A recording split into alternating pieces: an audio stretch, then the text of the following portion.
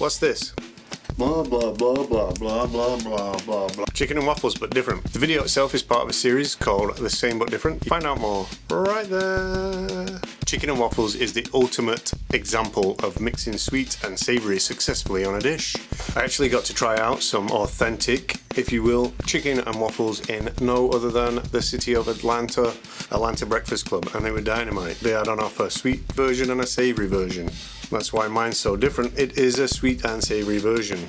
As well as the usual flavors that you'll find in chicken and waffles, I also added some nice citrusy, greeny flavor from some apple and jalapeno butter and gave it a poached egg and top the whole thing off with a gravy that's packed with umami, pink peppercorns and coffee. This is chicken and waffles 1.0. Rolling with the food. What is the secret to good fried chicken? In my opinion, it's maximizing juiciness, texture, and flavor. Best way to do that is a good brine. A good brine acts like a type of liqueur. It acts as a transport for the seasoning and helps lock all of the juiciness into the chicken. I use skinless breasts, but in retrospect, I wish I would have used skinned breasts, but I'll explain that later on. I cut mine thinner, so I only have to fry them. Keeping them larger will result in needing to finish them off in the oven.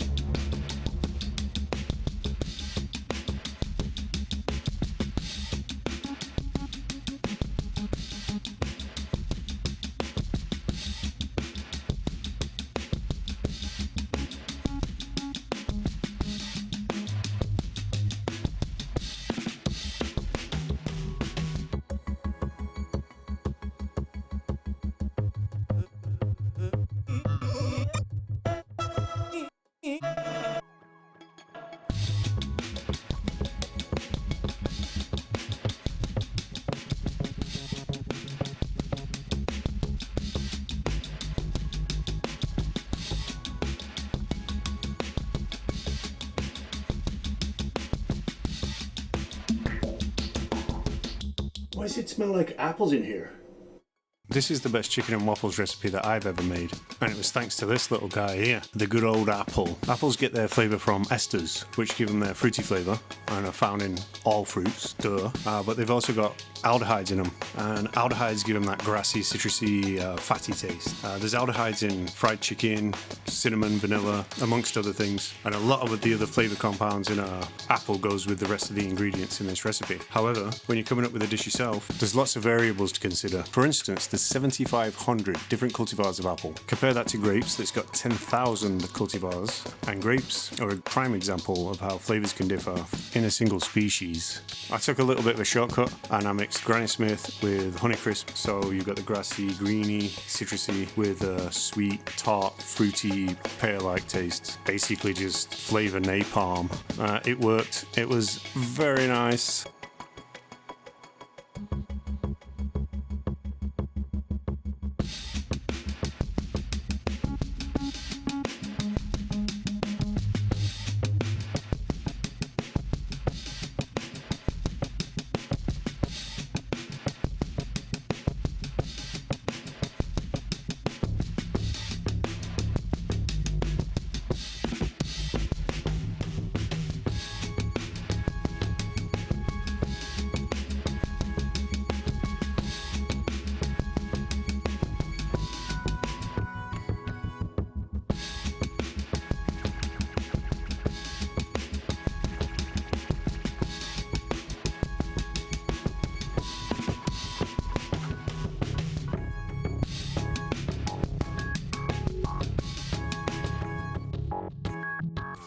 So do you put syrup on your chicken and waffles? The answer to that is yes, amongst other things. I made a coffee gravy. The coffee adds umami, some acidity, but it shares a lot of the volatile compounds found in the other ingredients, like nutty, caramel, maple, roasted flavors, which is further amplified by the maple syrup. The pink peppercorn's going to provide us with that floral and trigeminal kick. I used an AeroPress to make the coffee, but you can use any strong coffee that you like. The gravy's just some sauteed aromatic vegetables, get them nice and brown to add color to the sauce, but I used a cheeky little drop of gravy browning to give it that nice brown color. Overall, the coffee adds a lovely acidity and umami and glues together the whole dish.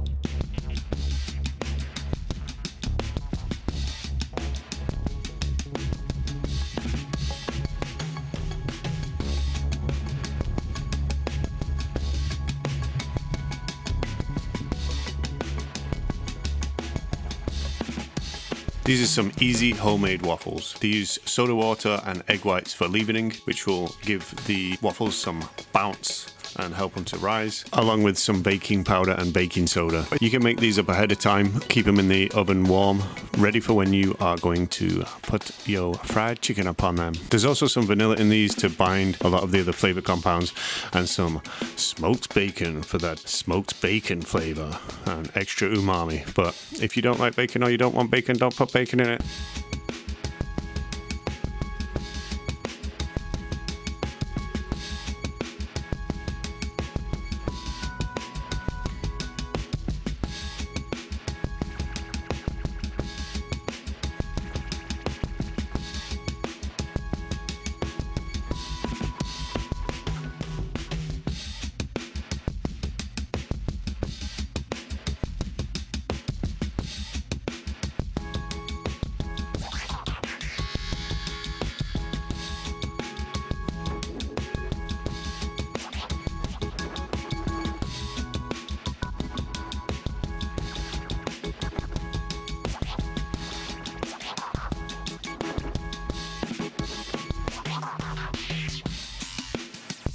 Time to put the chicken in chicken and waffles. I use peanut oil because it's got a higher burning temperature. Simply put the other half of the spices that you saved earlier in with the ingredients listed in the recipe, shake it up together and fry it as soon as your oil reaches 390 degrees Fahrenheit for as long as it takes till it's at least 150 degrees internally.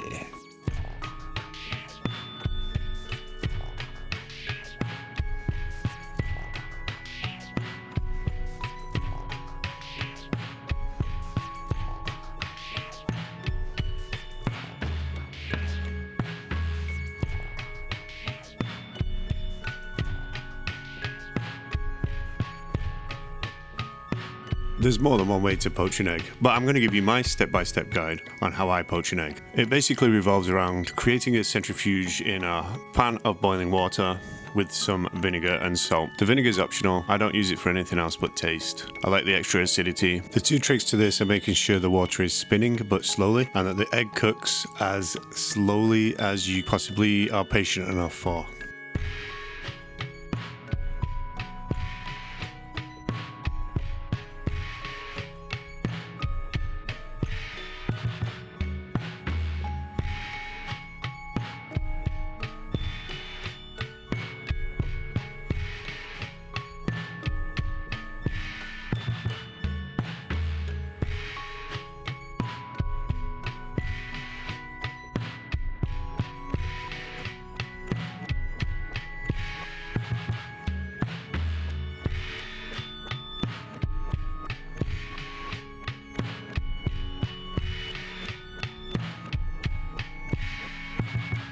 This dish is easy if you do it in discrete individual steps and then just assemble it all when you're ready to eat it. You can substitute the applesauce for actually bought applesauce. You can buy your own waffles or use a waffle mix. Those things aren't important. Executing the chicken, the egg and the gravy are what really makes this dish. Next time I'm going to use the chicken skin because the branched chain aldehydes go really well with apples, but other than that, I don't really know. Let me know in the comments what you would do. See you next time.